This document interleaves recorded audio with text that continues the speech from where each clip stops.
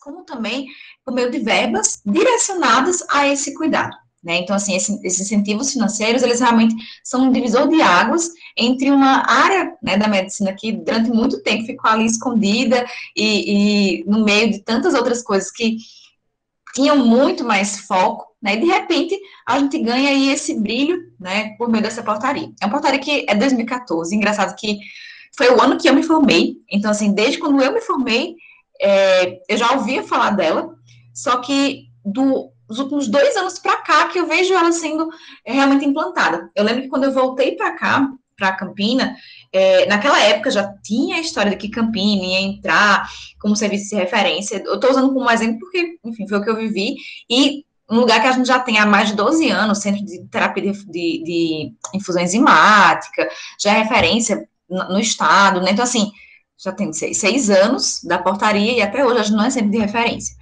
Mas a gente já tem muitos outros no Brasil, né? Tem estados que tem mais de um, inclusive, e a gente já vê um movimento não só com relação a esse centro de referência, como também a descentralização. Quando a gente fala em genética médica, eu não vou falar especificamente da especialidade, mas só para a gente ter uma noção geral, a gente divide em 3 áreas específicas, que seria a desmorfologia, os sinais de metabolismo e a oncogenética, que são as 3 grandes áreas que vão nortear realmente a nossa atuação. Mas a gente ainda tem também outras áreas de atuação, dentro da medicina, dentro da genética populacional, da reprodução humana.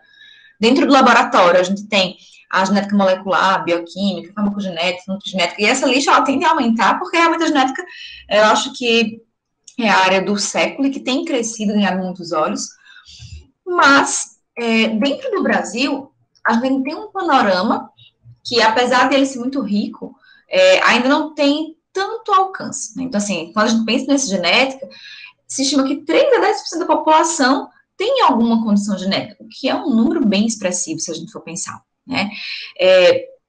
Puxando para a questão das crianças, por exemplo, a gente tem como as malformações congênitas como a segunda causa de mortalidade infantil, de forma proporcional.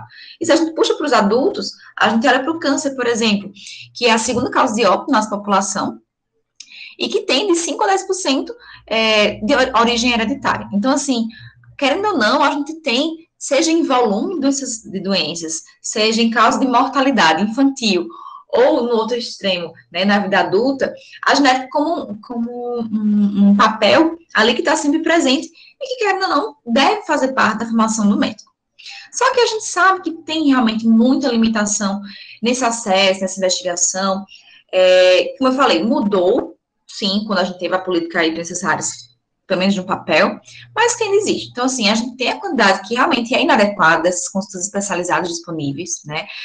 Não só eu falar em profissional, mas realmente em quantidade mesmo. Porque, por exemplo, quando a gente pensa que a gente tem muitos professores que fazem ambulatório, os ambulatórios eles acabam sendo menores, porque vai estar com o aluno, e a gente sabe que não tem condições de a gente atender um grande volume de consultas quando a gente está ensinando, né, o ritmo muda. E aí tem a questão de que os grandes serviços estão nos grandes centros urbanos, então fica ali muito centralizado, e aquelas populações que precisam, na questão interiorana, né, acaba sendo desassistida. A gente tem a dificuldade do acesso a serviços especializados, então, por mais que esteja no interior, às vezes, para chegar até os centros urbanos é complicado, de várias formas, né, em distância, em locomoção, por exemplo, quando a gente pensa que tem pacientes que têm dificuldade de locomoção, questão de gastos, né, às vezes, mesmo quando a gente está falando de um TFD, por exemplo, tem a questão do avião, que às vezes nem todo estado tem, aí tem a questão do transporte, então, enfim, esse acesso ele é dificultado, né? Tem dificuldade tanto na referência como na contra-referência, né? Que a gente vai falar um pouquinho sobre isso também hoje. A inexistência, né, de um cargo dentro do serviço público, ele foi mais ou menos oficializado dentro aí da portaria, mas oficializado dentro do serviço de referência, tá? Se a gente pega hospitais públicos de forma geral, se ele não for EBSER, como é o meu caso, por exemplo, aqui em Campina, é muito difícil a gente encontrar médicos geneticistas se não for dentro de um hospital universitário ou dentro de uma instituição de pesquisa. Então, assim, ainda não tem de forma tão corriqueira, né? E aí, o que é que tudo isso gera uma desassistência dessas pessoas e das famílias que têm doenças raras ou que têm deficiências com relação às suas necessidades em saúde. Só que a gente sabe que o nosso sistema de saúde, ele tende a ter essa atenção integral. Então, não dá para a gente negar que realmente existem já estratégias que foram implementadas do ponto de vista da genética comunitária e da genética médica, objetivando o quê? A prevenção, né, o monitoramento, o manejo e o tratamento dessas doenças genéticas, por mais que a gente não consiga para tudo, mas pelo menos aquilo que tem mais impacto a nível populacional. Então, assim, o que é que a gente tem de exemplo, por exemplo? O Programa Nacional de Triagem Neonatal, ele foi implantado, já tem cerca de 20 anos, né, e se a gente observar o teste do pezinho, né, a maioria das doenças que observa nele são doenças genéticas, né, a exceção ali da toxoplasmose, que entrou agora, que é a doença infecciosa, e do hipotireoidismo congênito, que a maioria dos casos realmente é multifatorial, fibrose cística, hiperplasia congênita adrenal, deficiência de GCSPD, quando está incluso, de biotinidase, são doenças que são genéticas, né? Então, que ainda não está contemplado. Fenilcetonúria também. A gente tem as campanhas de vacinação, se a gente pensa, por exemplo, que a rubéola é uma condição que predispõe aí a malformações no bebê, né, entra também, aí poder falar, mas o que é que danado tem a ver rubéola com doença genética, o que é que tem a ver com a genética? A genética, querendo ou não, ela também estuda os efeitos teratógenos, né, então a gente vai voltar nossa atenção também para essas condições, então vai entrar aqui no nosso alcance. E aí tem também os programas de fortificação com o ácido fólico das farinhas, né, que a gente sabe que o ácido fólico ele vai prevenir até 70% a ocorrência de efeitos de fechamento do tubo neural, e aí também protege para a cardiopatia, para a fenda palatina. A implantação do campo 34 na declaração de nascidos vivos, né, que vai voltar a atenção aí para as malformações, e eu chamaria a atenção até para um outro ponto que já existia, mas que ganhou um foco maior há 4 ou 5 anos, quando a gente teve o boom da microcefalia por Zika, né, então, assim, que foi um outro campo que era um pouco negligenciado, mas que estava lá, e hoje em dia ele é muito mais bem preenchido, bem mais bem avaliado. E, além disso, a gente tem os PSDTs, né, que são os protocolos de diagnóstico e tratamento, que começou com a doença de Gaucher, com a osteogênese perfeita, hoje em dia tem mais de 36 PSDTs, e que tem muitas doenças genéticas contempladas, o que faz com que a gente tenha uma melhor orientação com relação ao manejo e ao tratamento, e que vai ajudar de uma ponta a outra da atenção primária até a atenção terciária. Além disso, a gente tem outras estratégias quando a gente pensa na atenção básica, que é, por exemplo, a questão da educação continuada, né, que deve ser feita tanto para a equipe, né, do ACS ao médico, como também para a população, né. Aqui eu pontuei 2 coisas bem simples, se a gente pensar do ponto de vista desses cuidados pré-concepcionais, né, que vão evitar as malformações. Vai entrar de novo a questão do ácido fólico, das vacinas, mas outras coisas que a gente pode estar atuando, por exemplo, dentro da sala de espera, né, com palestras programadas no pré-natal, ou mesmo, por exemplo, de atenção à mulher, né, falar a questão do consumo do álcool, para as mulheres que estão em idade fértil, que estão em risco de engravidar, né, que a gente sabe que também é um potencial teratógeno, muito fácil de evitar, mas que ainda assim muitas mulheres não sabem que existe esse risco, né, da síndrome fetal alcoólica, que leva a tantas alterações. A gente tem outras condições, por exemplo, no cuidado da mulher que já tem um quadro de epilepsia, que a gente sabe que tem medicações que são teratógenas também, então a gente tem esse cuidado de orientar, né, no planejamento da gestação, e tem ainda também a questão do aconselhamento genético pré-gestacional, que faz parte da atenção da equipe, está atento àquelas mulheres que estão em risco, né, de engravidar. E aí, aqui, uma ressalva que eu faço a gente fala muito de aconselhamento genético com geneticista, mas se a gente olhar as competências da genética médica dentro da graduação, a gente sabe que está ali contemplado o aconselhamento genético também para o médico generalista, tá? Então, todo mundo que vai se formar aqui, teoricamente, deve estar apto a, pelo menos, tentar ter, eu não vou dizer, fazer o comportamento genético da forma mais especializada possível, claro, mas a gente estar atento aos princípios de aconselhamento. Então, por exemplo, ter bom senso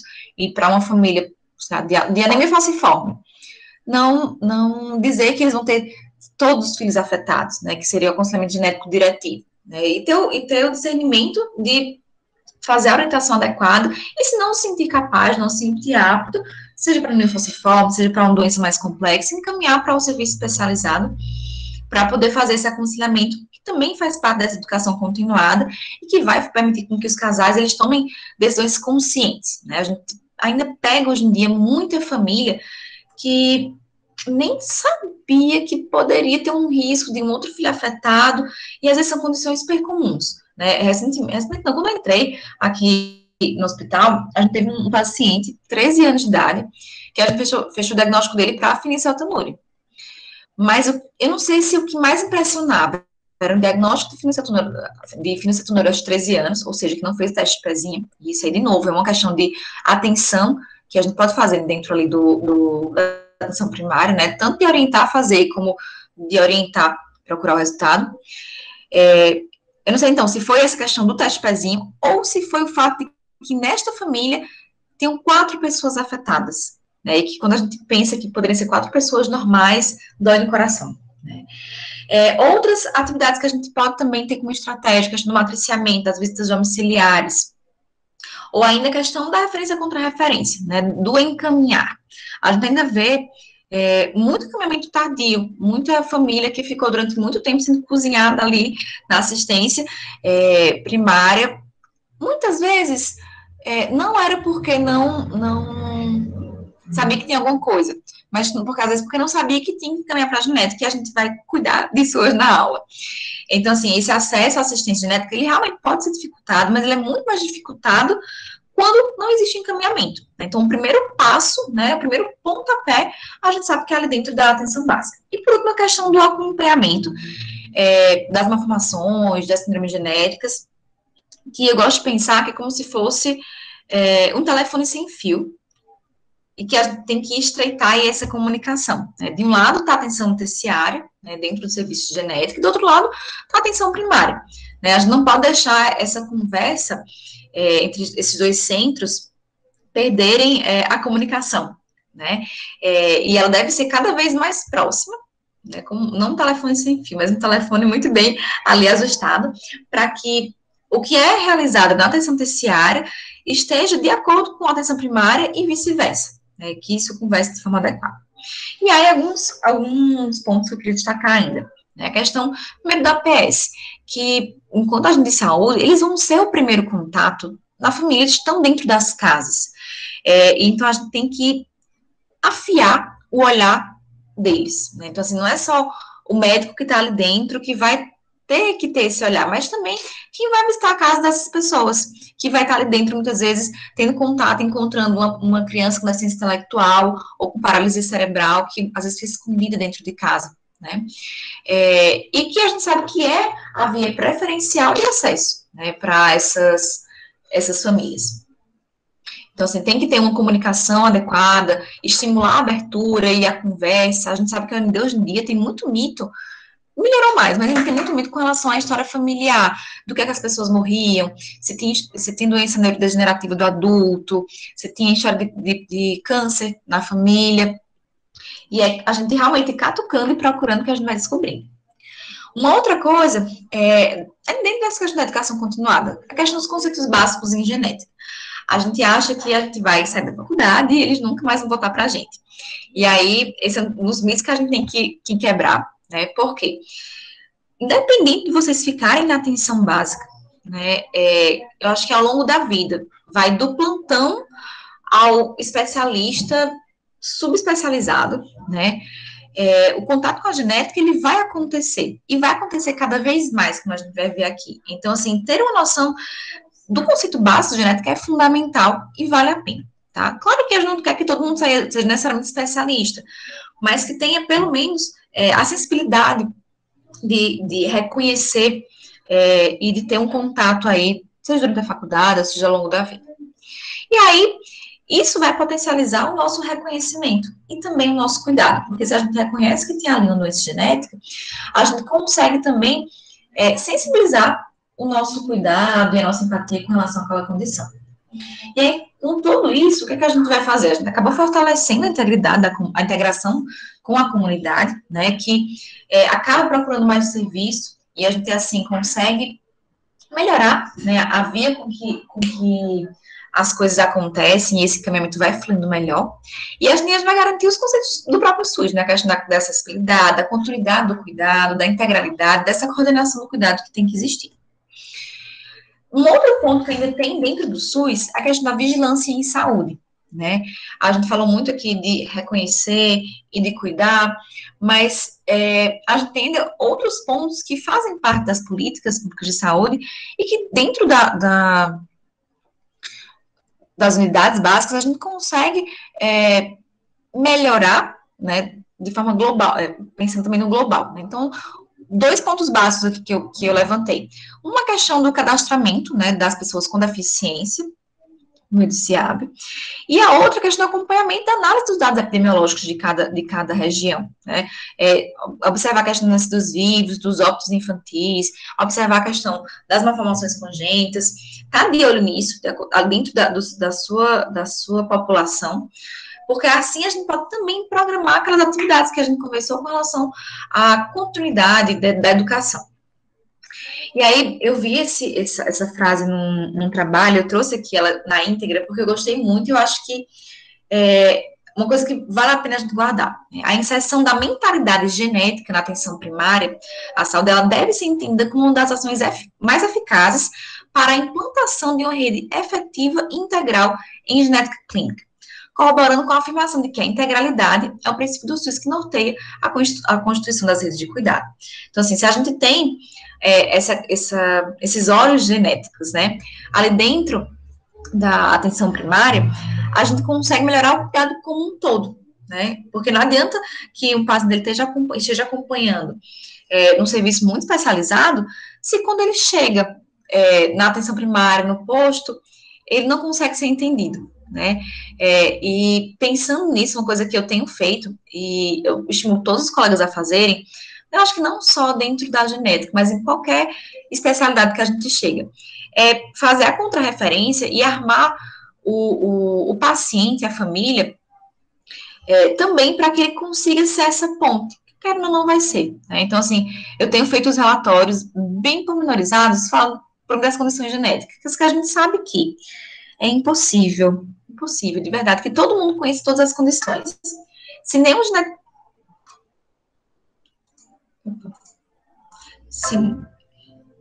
Sumiu aí, não, né? Se nenhum geneticista sabe todas as síndromes genéticas, não dá para a gente exigir que quem está lá na outra ponta, na ação primária, saiba. Né? Então, eu acho que essa orientação, esse feedback com um relatório completo, que vai voltar, seja para esse médico ali da atenção básica, seja para qualquer outro que o paciente passa, ajuda também nessa integralidade. Mas a gente vai plantar uma sementinha. Não é obrigar todo mundo a saber, mas também de sensibilizar. E aí, por que a gente reforça tanto isso, a mentalidade genética? A gente já viu a questão da morbidade, e aqui eu reforço. No mundo todo, a gente tem cada vez menos doença infecto-contagiosa e cada vez mais doença genética. É porque está tendo mais doença genética? O que é que está acontecendo? Na verdade, a gente sabe que a gente tem uma melhoria aí das condições sanitárias, e as pessoas, na medida do possível, né? Eu tô falando num contexto fora da pandemia, elas estão com cada vez menos doença infecto-contagiosa. E é isso que eu falo em todas as pontas de atenção. Eu estou dentro do hospital e, gente, depois que eu entrei aqui no hospital universitário, tem meses em que a gente passa seguido com enfermarias cheias de doença genética. Parece brincadeira, o pessoal, meus colegas das outras especialidades nem acreditam, mas juro que é verdade. Por quê? São pacientes que têm mais comorbidade, que precisam internar porque adoecem mais, né? E cada vez menos a gente vê doença infecciosa ali internando, né, em termos de volume proporcional. Só que aí, pensando nesse contexto, a gente tem que pensar qual que é a realidade dessas doenças genéticas de uma forma geral. A gente viu ali que elas dentro do Brasil, é 3 a 10%, tem na criança e na adulto, mas o que é que acontece no mundo? Né? Primeiro que, se a gente pensa em doença rara, que eu não vou puxar só para doença genética, porque elas andam muito juntas, uma a cada 10 pessoas, ela é afetada por doença rara. E se a gente pensa das doenças raras, de forma geral, 80% é genética. Então, tudo que é muito raro, faz sentido a gente pensar em doença genética, né? E dessas, metade acontece em crianças. Dessas crianças, 3 em 10, elas não chegam ao 5º ano de vida. E muito disso aqui é com relação ao manejo. Né? Não só porque eles não têm grupo de apoio, de pesquisa, mas porque eles não têm um diagnóstico precoce. Né? E são muitas pessoas, são quase milhões em todo o mundo, e que demoram aí cerca de 4 anos e meio, 5 anos, para ter um diagnóstico. E quando tem esse diagnóstico, a gente não tem medicação aprovada pelo FDA. A gente usa assim, o FDA como parâmetro porque as principais ali estão incluídas. E são 7 mil doenças raras. Hoje em dia já está caminhando para 8 mil. E é impossível que a gente saiba de todos, mas a gente tem que entender e se ter empatia, né, com essa condição e pensar que é o seguinte: se a gente ficar pensando só que é muito raro, que é muito raro, que é muito raro, nunca vai chegar no nosso colo, a gente não tem um diagnóstico, a gente não consegue reconhecer essa doença, ela vai ficar rara mesmo. E aí, uma coisa que a gente tem que destacar é que, assim, a gente só consegue suspeitar daquilo que a gente conhece. Né? O homem não é nada mais do que aquilo que ele tem de educação. E se a gente não tem na nossa formação, né, contato, realmente fica mais difícil. Mas não tem mais, mas a Ana vai falar hoje das 8 milhões genéticas, eu preciso ir atrás de todas elas para poder suspeitar? Não. Hoje a gente vai falar quais são os pulos do gato, quais são as dicas, quais são aqueles pontos que a gente tem que estar atento para pensar na doença genética. E a gente vai ver que é muita coisa. Mas uma primeira orientação que eu dou para vocês. Primeiro que sejam mais espertos que suas fontes. O que é que significa isso? É não acreditar no paciente? Não, de jeito nenhum. Pelo contrário, acreditem no paciente. Mas vocês têm que ir muito além do que eles falam, tá? O que é que significa isso? Não só escutar, mas perguntar. Porque tem muita coisa que o paciente ele não vai relatar porque ele acha que é bobagem. Então, assim, coisas, por exemplo, como movimentação dentro do útero, né? Então, a movimentação fetal. Quem que é o bebê que a mãe chega lá e fala, olha, doutor, eu vi porque ele mexeu um pouco na barriga e tá aqui hoje vivinho. Difícil. Então, tem coisas que a gente tem que perguntar e a anamnese, aquilo que a gente estuda. Aquilo que a gente estuda quando a gente estuda semiologia, né? Olha, a gente não vai valorizar muito aqui na genética aquela parte de quantas pessoas vivem na casa, ou se tomou banho de açude, não vou mentir, mas o restante todo a gente tem que perguntar. Então, assim, aquela ficha que a gente vai preencher na primeira consulta do paciente, ela pode ser uma fonte de muita informação. E aí, vamos lá, o que é que pode ser uma pista? O que é que pode orientar a gente? Eu vou seguir mais ou menos esses pontos que a gente tem na anamnese, coisas que a gente pode perguntar, tá? Então, vamos começar do começo, diante da pessoa nascer, como é que acontece a gestação. Algumas coisas que a gente pode observar, por exemplo, se os pais são consanguíneos, se tem algum grau de parentesco ali presente, né? Eu sei que não é rotina do pessoal que não trabalha com genética ficar fazendo heredograma, mas a gente pensa aqui na atenção básica, a gente tem como o personagem principal a família, eu acho que é muito importante a gente ter esse desenho. Às vezes não precisa ser o desenho, aquela arvorezinha que a gente faz, né? Mas se puder ser, melhor ainda. Porque quando a gente olha aquele mapinha, a gente tem a melhor avaliação do risco de recorrência, né? A gente consegue enxergar melhor a história familiar das doenças genéticas. E a gente consegue, a par dali, fazer realmente diagnósticos.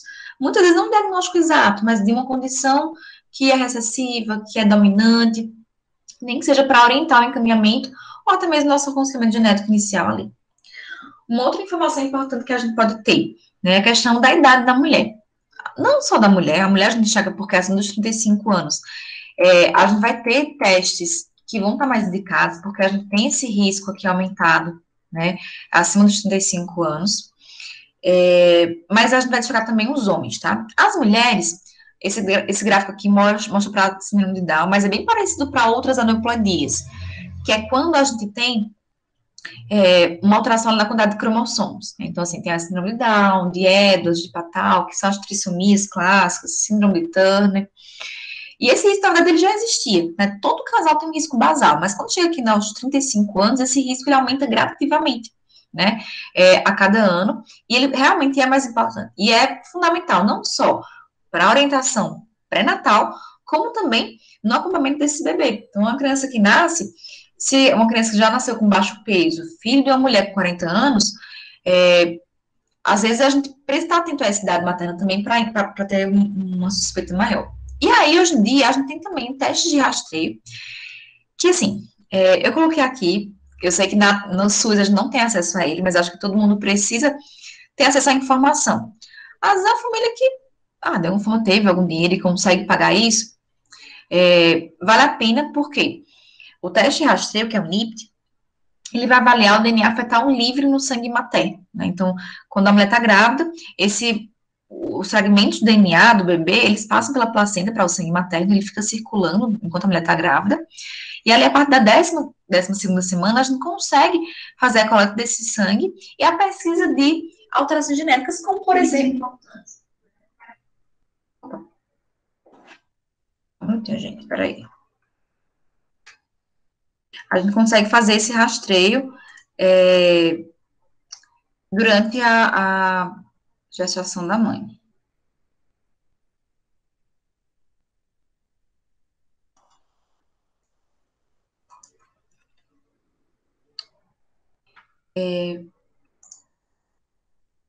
É um teste que é caro? É caro. Vai estar entre 2.000 e 3.000 reais ou mais.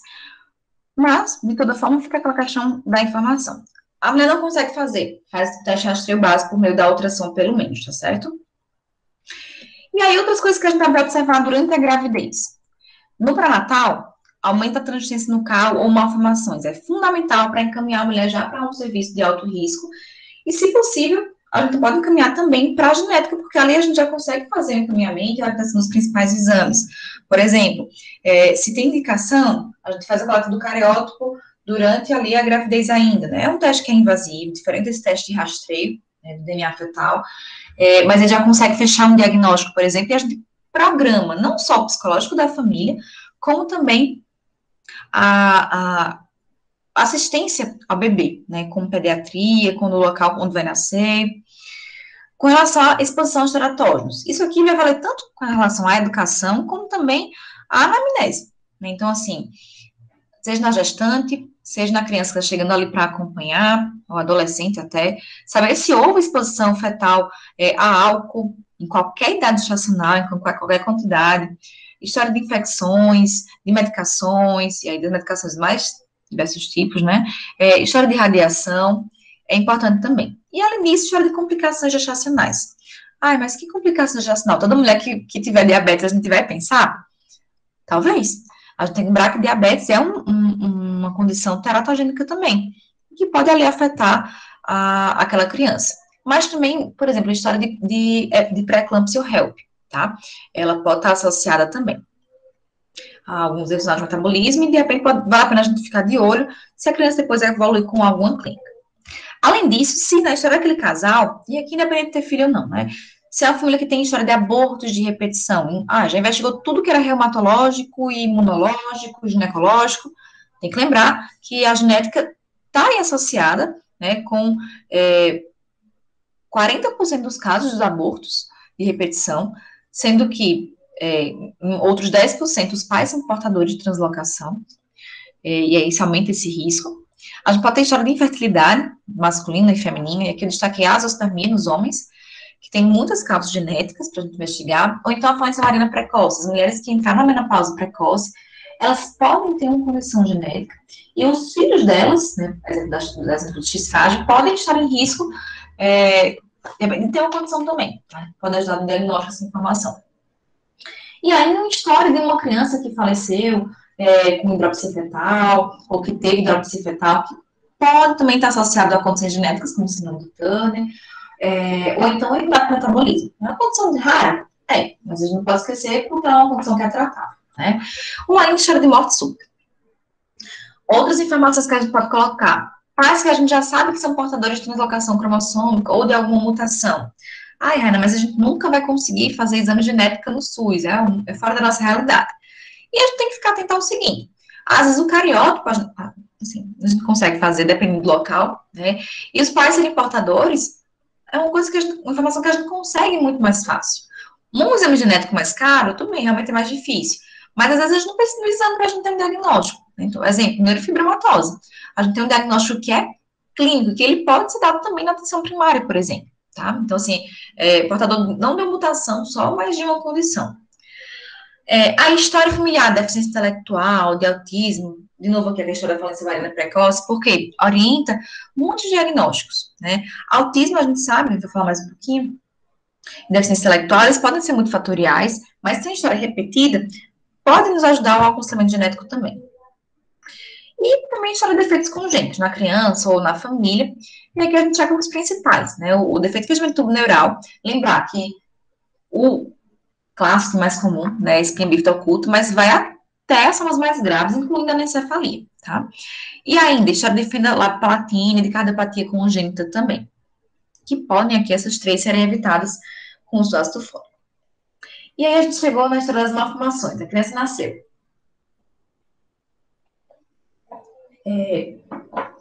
Por que está aqui destacado de genitália ambígua?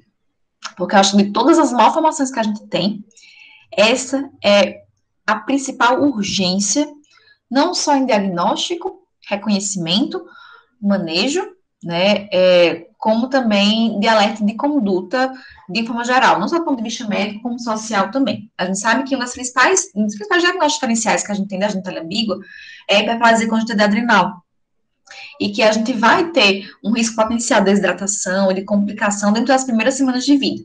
Então, se a criança sai da maternidade e durante as primeiras semanas de vida dela, a gente não tem um diagnóstico da genitália ambígua, se a genitália não foi bem avaliada, a gente pode comer bolo e a gente pode perder esse diagnóstico. E a criança pode morrer por falta de um cuidado mínimo, que era o uso do corticóide ali durante uma descompensação hidroeletrolítica, certo? E eles descompensam fácil. O calor, um estresse mínimo, é capaz de gerar aqui essa descompensação.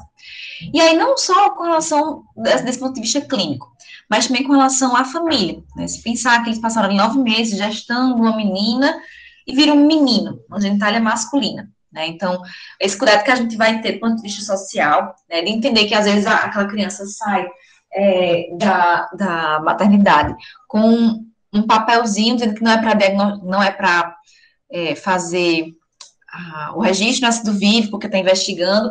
Isso aqui tem que ser entendido também por quem está ali na assistência, né? Não só de respeitar, como também da conduta. Então, assim, quando a gente tem um bebê desse, a gente não fica chamando, esse menino, essa menina, ou, esse pênis, ou essa bolsa escrotal, né? A gente tem esse cuidado até com os termos, por quê? A gente sabe que é uma condição de difícil manejo, do ponto de vista psicológico, que a gente vai decidir em equipe. Claro que talvez essa decisão não vai envolver diretamente a atenção primária, mas se isso está alinhado, né, facilita muito, desde o diagnóstico até esse manejo, né? E até, se a gente pensar, o manejo com relação à equipe, né, com relação à CS, que precisa estar bem orientado, que muitas vezes não vai entender isso, e até outras pessoas, né, com relação ao respeito, evitar o bullying, enfim, no que vai ser conduzido dali para frente. E a outra coisa que eu destaquei aqui são as dismorfias, no caso, as dismorfias menores. Eu gosto de colocar a foto aqui dos famosos, porque todo mundo vai lembrar da história do Roberto Justus, que teve uma filha, que teve uma síndrome, e que aqui a gente tem uma dismorfia que é muito importante, né, que destoa da família, mas não só isso, que era uma dismorfia que estava associada com alterações funcionais, que no caso eram crânio-sinostose, né. Mas a gente tem outras dismorfias, aqui eu destaquei o Luciano Huck, mas nada demais, só porque tem a história do nariz que chama um pouquinho a atenção e que parece mesmo, né. Essa dismorfia aqui não tem nada de disfuncional, não está associado nada mais que chama atenção. Mas que a gente precisa diferenciar que é uma dismorfia familiar. E quando a gente vai avaliar as crianças, e nesse sentido, quem está na atenção primária tem muito mais acesso, a gente precisa muito olhar as famílias. E vou dar um exemplo, inclusive, de uma criança que eu avaliei hoje. Hoje, de tarde, apareceu que me pediram na UTI, uma criança que tinha uma hernia diafragmática. Gente, eu cheguei para ver o bebê, eu lembro que eu estava um aluno comigo, ele foi olhar, E chegou junto a médica da UTI, e aí, o que você acha? Eu fiz, nossa, muito esmófica. Eu tinha acabado de bater no olho. E realmente era muito esmófica. Tinha uma fronte diferente, o olho para baixo, o nariz esquisito, uma retrognatia, orelha baixa implantada. Sim, para mim era uma síndrome, né, com hernia diafragmática. Ele tem acabado de chegar, não tem feito nem outras pesquisas. E aí depois foi que eu fui conversar com a mãe. A mãe falou, uma mãe bem nova, tinha outras crianças. Aí eu falei, não, doutora. Eu sempre pergunto, né, você quer que ela ache que parece com a mãe e com o pai? Ela falou, não, parece com o irmão. Gente, ela puxou a foto do irmão e eu jurava que era a foto da criança que estava lá internada, né? Tão igual que era. E o que aconteceu no meu olhar clínico? Eu já comecei a cogitar ser mais provável, naquele caso, uma hernia diafragmática isolada, né? Que é até mais frequente, se a gente compara, mas que quando eu tinha pensado nas dismorfias, não era a minha primeira ideia. Só que às vezes, as dismorfias, elas realmente estão mais, passam batido, né? Eu usei essa foto, essa primeira foto aqui, numa aula, e eu lembro que uma pediatra, ela fez, mas tá normal. E todo mundo começou a rir porque a gente olha rápido e realmente a gente não conta, né, que tem 6 dedos aqui. E a gente tem que lembrar que tem dismorfias que chamam a atenção, que elas podem ser disfuncionais, por exemplo, para a psicomotricidade, mas que elas são muito comuns, tá? São genéticas, muitas vezes, e o que é que a gente vai ter que ter de atenção aqui? A funcionalidade dela, realmente, né? Não só o risco de recorrência à família, são coisas que a gente pode fazer, por exemplo, ali na atenção básica mesmo. Polidactilia é uma coisa que está em 10% da população, quase, né? E que a gente vai ter essa atenção para saber se tem indicação de fazer cirurgia, de encaminhar para uma terapia ocupacional, ou para ortopedista, enfim.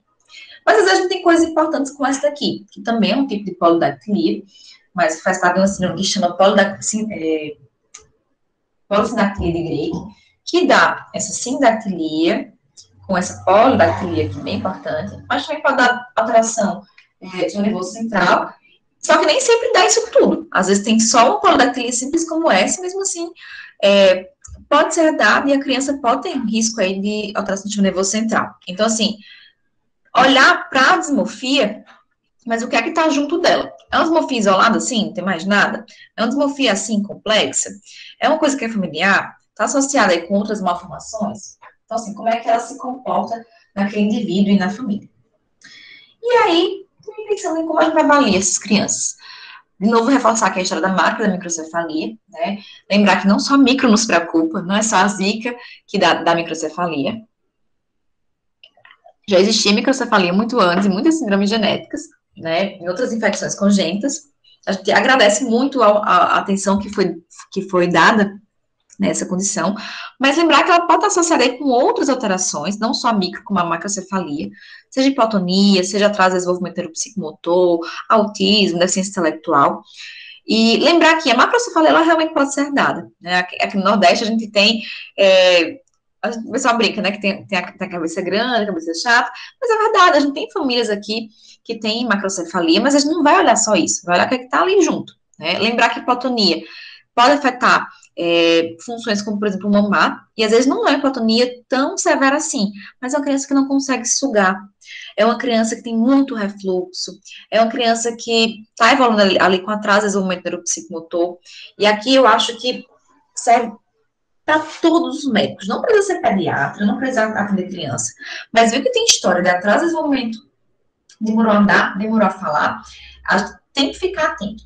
Assim, não precisa decorar todos os marcos. Eu não sei, particularmente todos os marcos de cabeça, não. Eu deixo para os neuros mesmo. Mas algumas coisas são fáceis de a gente gravar. Tá? Eu gosto muito dos marcos principais, que são ali a cada 3 meses, né? Então, sustento cefálico com 3 meses, sentar sem apoio com 6 meses, engatinhar com 9, andar sem apoio com 1. Ai, Rayana, mas todo mundo tem que fazer isso exatamente ali, quando completou 1 ano, tem que estar andando? Não, mas a gente tem uma margem aí de mais ou menos 2 meses. Alguns deles até estão 3, mas que a gente não pode ficar esperando o tempo da criança e ser negligente com isso. Tá certo? Eu acho que realmente a negligência é a gente deixar de encaminhar para a terapia, deixar de encaminhar para a investigação a criança que está com um atraso de desenvolvimento. Às vezes pode ser só falta de estímulo? Pode. Mas a gente deixou, muitas vezes, de fazer com que aquela criança alcançasse os marcos motores de tempo adequado. E lembrar que isso tem a ver também com o desenvolvimento da criança. A criança, com o seu potencial ali de curiosidade, né, vai estimulá-lo a andar e explorar o mundo. E se a gente retira isso, pode prejudicar, inclusive, a plataforma cognitiva. A questão da fala, lembrar falar, primeiras palavrinhas, com 1 ano. Tá? Com 2 anos, a gente vai ter um vocabulário aí bem mais rico, a criança vai estar falando pequenas frases de 2 ou 3 a 3 palavras. Hoje em dia, a gente tem muita influência das telas, e a gente tem percebido muito atraso de fala por conta disso. Mas se corrigido todos esses fatores externos, segue com alteração, vale a pena realmente investigar. E aí, um outro cuidado é essa orientação que a gente pode fazer a orientação básica da puericultura, né? Se antecipar o que pode acontecer. E aí, por fim, a questão do autismo e da deficiência intelectual, que são condições multifatoriais, mas que em ambos os casos a gente precisa tentar esclarecer qual é a causa. No autismo, 40% dela está associada a uma condição genética. Então, teoricamente, a gente tem que investigar. E na deficiência intelectual também a gente tem várias condições genéticas associadas. O que é que dá para fazer de forma fácil? Avaliar a história familiar, avaliar se tem infecção congênita, se tem alguma outra comorbidade, né, se tem algum outro déficit mais específico. De qualquer forma, pode encaminhar. No autismo, complica um pouquinho, porque, enfim, em termos de SUS, a gente tem uma limitação dessa investigação, os exames são realmente caros. Mas, se tem, por exemplo, uma família que tem muitos casos de autismo, a gente pode pelo menos encaminhar para aconselhamento genético, do risco de ter outros casos na família, que varia de acordo com o sexo, de acordo com a gravidade, com um grau parentesco, né? E aí a gente vai preparando a família para esses riscos que ela pode enfrentar. Tá? Muitas vezes tem família que nem sabe que tem esse risco, e que a gente pode estar orientando. Eu acho que quanto mais a gente educa a nossa população, mais a gente arma ela de conhecimento, mais a gente vai realmente empoderar, né? Para que ela tome decisões adequadas com relação à sua saúde, tá? E aí vai do diagnóstico precoce ao processo de prevenção das condições. Ainda pensando nas crianças, a questão da baixa estatura, da alta estatura, né, a questão do peso, a questão do ganho de estaturado de forma geral da criança. E aí aqui a gente se preocupa muito com a criança ganhar peso, dar de comer, né? Mas a gente tem que lembrar que a obesidade também é um problema, e que também existe obesidade do ponto de vista genético. Claro que genético aqui é muito amplo. Tem a obesidade que pode ser herdável por conta de familiares, né, obesos, mas também a gente tem síndrome de compulsão alimentar, que cursam com obesidade, e que, de novo, que a gente tem que olhar como é que essa característica, a obesidade, ela se comporta como um todo. É só obesidade? Tem obesidade com deficiência intelectual? Tem obesidade com cegueira, surdez? Enfim, como é que ela está dentro do contexto? E com relação ao crescimento, pensar que a gente tem também, não só a obesidade, né, o ganho global, como também a hipertrofia, em que a gente tem ganhos parciais. E aqui eu destaco porque, por mais que a gente tenha quadro de hipertrofia isolada, a hipertrofia ela pode estar associada, em algumas condições, ao desenvolvimento de câncer. Então, a gente pode precisar monitorizar esses pacientes com síndrome de hipercrescimento também com ultrassom, por exemplo, porque tem maior risco de tumor de Wilms e tumores sólidos. E, por fim, aqui, nesse ponto, a questão da puberdade precoce, da atrose puberal. A puberdade precoce isolada, até que não, tá? Até que a gente não vai valorizar tanto, porque ela tende a ser multifatorial realmente. Mas o atraso puberal em homens e mulheres, a gente tem que ficar de olho, porque tem grandes chances de ser realmente uma condição genética, ou pelo menos uma condição que a gente precisa abordar, tá? Se esse atraso puberal está associado com outras características, a gente fica de olho também.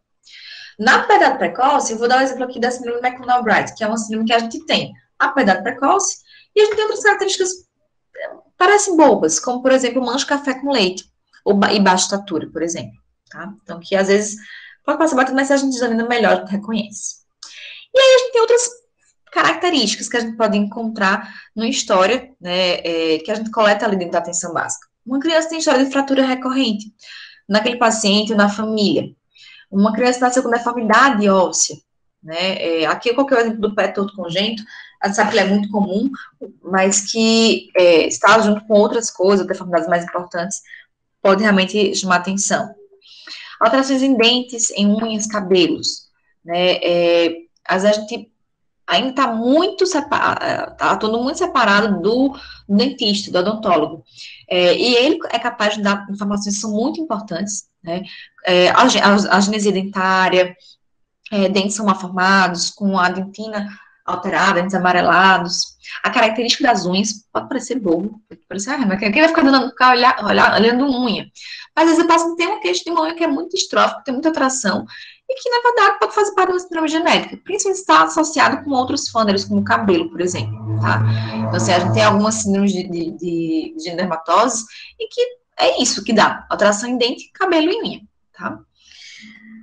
Ou ainda, lesões de pele, né? Lesões de pele hiperpigmentadas como essa aqui. Se vocês observarem bem, respeita bem a linha média, mas a gente não tem como ter certeza de qual é a cor original do paciente. Se a gente perceber aqui, elas acompanham as linhas de Blaschko, que são linhas de dermátomos, mas que é um mosaico, na verdade, né? O paciente, ele tem duas linhagens de célula, e que nesse caso, o paciente aqui é um hipomelanose de Ito.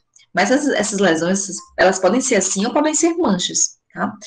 E não é isso como a gente tem com neurofibromatose, que pode ter as manchas, mas depois evoluir com alterações progressivas, como esses neurofibromas aqui, que aparecem ao longo da vida, tá? E que numa mesma família pode ter características muito diferentes. Ou ainda lesões congênitas, tá? Aqui eu destaquei a ictiose congênita, que pode chamar atenção também para algumas condições. Esse lado aqui eu tentei resumir uma aula que eu dou um curso de tão amplo que é, né, mas que são os erros de metabolismo. Aqui, às vezes, pode ficar um pouquinho fora do escopo da atenção primária? Pode. Mas se a gente pensar que o paciente interna e volta para acompanhar no posto, e a gente tem esse olhar que às vezes não teve ali dentro do hospital, é importante. Então, assim, primeiro que a gente teste o pezinho, que a gente já comentou, né? Depois há outras características que chamam a atenção. História da acidose metabólica, história de hepatosplenomegalia, então visceromegalia, história de regressão neurológica, que aqui eu boto milhares de estrelinhas, por quê? Atraso neurológico a gente precisa manejar? Precisa investigar? Precisa. Mas regressão neurológica é uma coisa que a gente deve estar muito atento, porque, em absoluto, não é normal, tá? Sabe aquela história que os pais falam, falou que deixou de andar, que não tá com dificuldade de andar, tá caindo muito, tá deixando de falar, isso tem que ser valorizado, tá? A gente tem vários erros de metabolismo que cursam com regressão neurológica e que, às vezes, essa perda dos marcos são os sinais iniciais. Aí outra história de hipoglicemia, odor atípico, né? A gente tem vários cheiros que chamam a atenção, desse xarope do bolo, da própria fenicetonúria, história de infecções de repetição, por exemplo, tá? Como eu falei, é um mundo, mas tudo que afeta aqui nosso metabolismo a gente tem que ficar atento, e aqui seriam, talvez, alguns pontos principais que a gente pode ter. Além disso, alterações de ressonância, tá? Talvez seja geralmente mais difícil de pegar na atenção primária, mas é um paciente que está acompanhando com o neurologista, voltou com esse exame, ou está com quadro de regresso neurológico, que apresentou essa alteração, a gente já pode ter esse olhar mais aguçado, tá? Por fim, dentro da neurogenética, a gente tem outras características também, como história de neuropatias, a gente tem neuropatia periférica, claro, a gente não vai pensar só em diabetes, mas se não tem nenhuma outra comorbidade, vale a pena a gente ficar de olho, se não tem história familiar, história de miopatias no adulto e na criança. Adulto começou com história de fraqueza muscular, começou com dificuldade para respirar, ou ainda com a de ataxia progressiva, tá?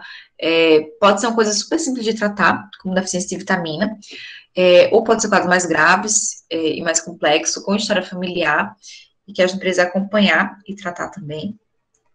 História de desordem de movimento, uma história de distonias, de repetição, por exemplo, tá? Demência precoce, como Alzheimer, que a gente pode ter em algumas famílias, história de Parkinson precoce também, e o quadro de epilepsia refratária. A epilepsia refratária, a gente sabe hoje em dia que existem mutações específicas, a gente tem drogas que são mais indicadas em alguns determinados tipos, e que, além de também ser um diagnóstico diferencial para a do metabolismo, a gente pode precisar encaminhar para melhorar o momento desse paciente, tá? E ainda pensando agora, já nos mais velhos também, na história de câncer, que aqui a gente vai perguntar, gente, seja um adulto, seja uma criança. Por quê? Se a gente pensa na atenção integral, o meu paciente ele pode ser uma criança? Pode. Mas às vezes os pais dele estão em risco também, e ele um dia vai estar, se a gente não diagnosticar, certo?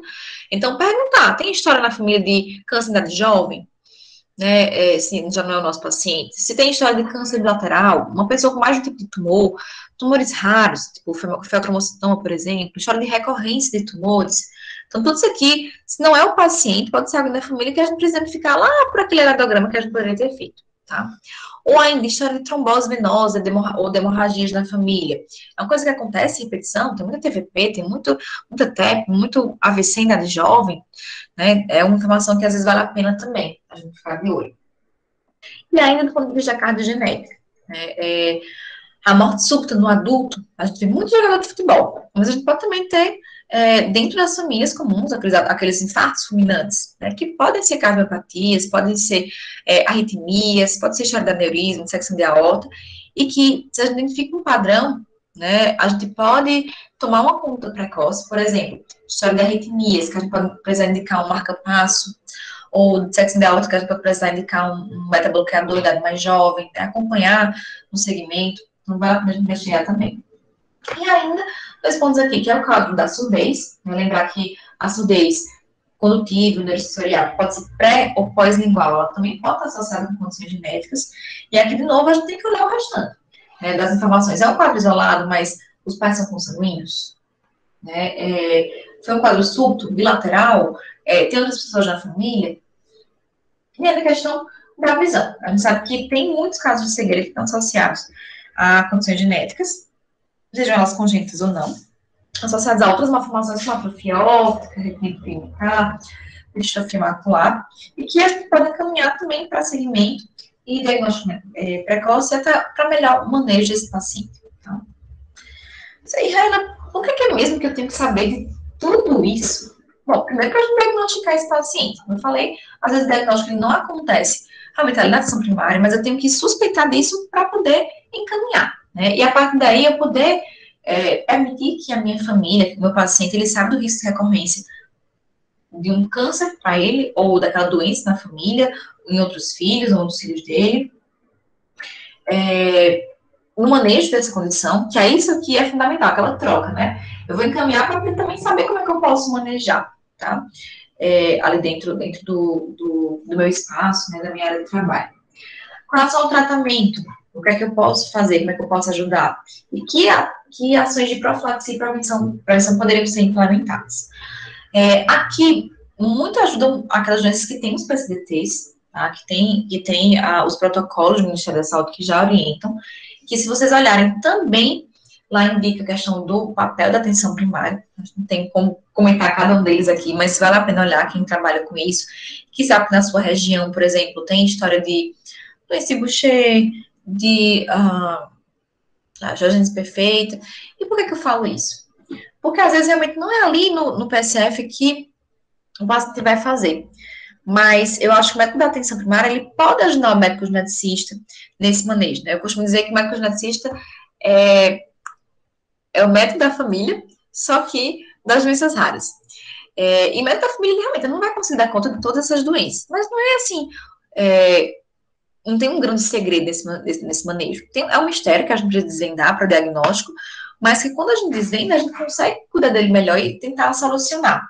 E aí, ele sendo o médico de família, né, essa outra ponta da atenção, eles conseguem ajudar muito a gente. Né? Um exemplo, se a gente tem um erro inato no metabolismo, tipo assim, a fenilcetonúria, que é uma doença que é um erro inato, que precisa de um leite especial, se a gente sabe que ali eu tenho acesso que pode ir na casa dessa família e que pode olhar se o paciente está conseguindo fazer a dieta, se a mãe está indo pedir a lata, se está com as consultas, né, do centro especializado em dia, os exames em dia, já está ajudando muito, porque a gente não consegue ter esse controle de todos os pacientes como a gente deveria, né? Ou então, questão do ponto de vista social, né, que os avós às vezes não entendem que tem que fazer dieta, ou na escola está com dificuldade, né, de ter esse acesso.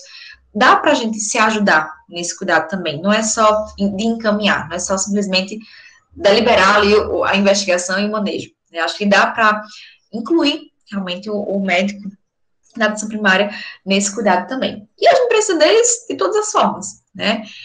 Não só para nos ajudar realmente a encaminhar E eu vou ser sincera, que eu fico muito feliz quando eu vejo os médicos dos PSFs encaminhando para a genética. Né? Durante muito tempo eu via só outros colegas especialistas. Né? Então, assim, chegava muito interconsulta, que foi para o ambulatório do cardio, do pediatra, quando para a genética. Eu fico, de verdade, muito feliz quando eu vejo o PSF encaminhando para a genética. Então, vamos lá. No final das contas, Ana, como é que eu tenho que suspeitar? Agora eu já lembrei mais ou menos por quê. Então, vamos lá. Se a gente tem evoluções atípicas, né? Crianças que demoraram muito a desenvolver, ou quadros clínicos que apareceram antes do previsto, como câncer, história de alterações congênitas, malformações, problemas em vários sistemas. Então, assim, o pessoal da enfermaria, da pediatria que brinca, quando não sabem o que é, ou que tem muito problema, muita coisa, chama genética. Mais ou menos isso. Se você está vendo que tem uma criança que tem que ir para muitos especialistas, será que ela não merece esse lado diferenciado? Né? Quais clínicos que eu falei já, da precoce, ou tem história familiar. Às vezes a história familiar a gente não consegue tão bem quando está ali na genética, mas a atenção primária ela pode resgatar isso melhor e encaminhar para a investigação, nos ajuda muito. Tá? E por fim, uma mensagem final. Seguinte, muitas vezes a gente não sabe se tem que encaminhar, não sabe qual que é o diagnóstico, como é que a gente pode ajudar, mas eu acho que uma coisa que é importante é a gente admitir que não sabe. Tá? Na genética mesmo, 50% dos casos a gente não tem diagnóstico, a gente não consegue fechar. Quer dizer que não tem? Não, quer dizer que no momento a gente não sabe, porque a gente não tem conhecimento ainda, porque as tecnologias não avançaram, e eu acho que a gente tem que saber reconhecer essa nossa limitação em todos os aspectos. E ter na cabeça que a gente está aqui para trabalhar junto, tá? Cada um suprindo aí as suas deficiências, todo mundo se ajudando, mas, como eu coloquei lá naquela frase, todo mundo com um olhar genético, a gente ajuda ainda mais esses pacientes.